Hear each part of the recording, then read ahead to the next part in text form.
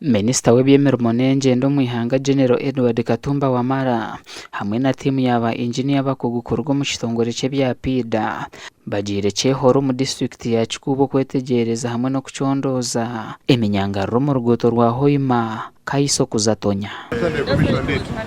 Minisita Katumba nagira ngo oruguuto rukakorwa abatake omwaka gw'2012 natangara kushanga ngo emishatuka erihi kurumaraho. Tugenza okulaba nga lulina okwatika okunene nnyo kuno si kya bulijjo oluguudo okubeera bwe luti. Akati tuzze wano ne ba technical people naye ng'era tujja kwongera okukola investigations okulaba ki ekyaleeta kino kubanga kino si kya bulijjo.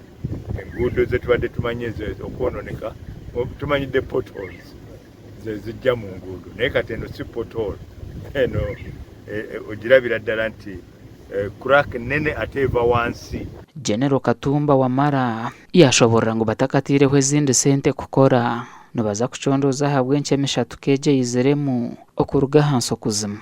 N'olwekyo tujja kukola investigation tulowooza nti yali nkola mbi kirabika waliwo kinene ekyaleeta kino okubeerawo. Ng'era bwe mulaba oluusi bwe wabeerawo ettaka okumuvinga oba okutambula ensonga ng'eno ebeera nga bwe mulaba olusozi lwe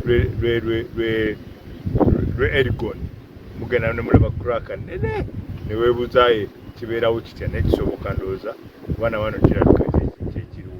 Minisita yarambuzibwa n'ekishayi ky'ennyonyi kya Kabarega International Airport. This project is a project which was designed to carry big cargo aircrafts.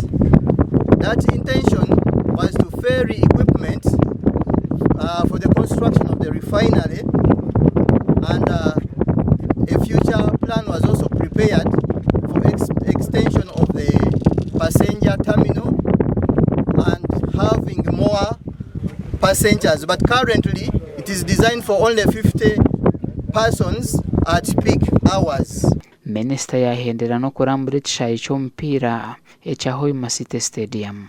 Gashakwanwagaba Ambrose Katoto.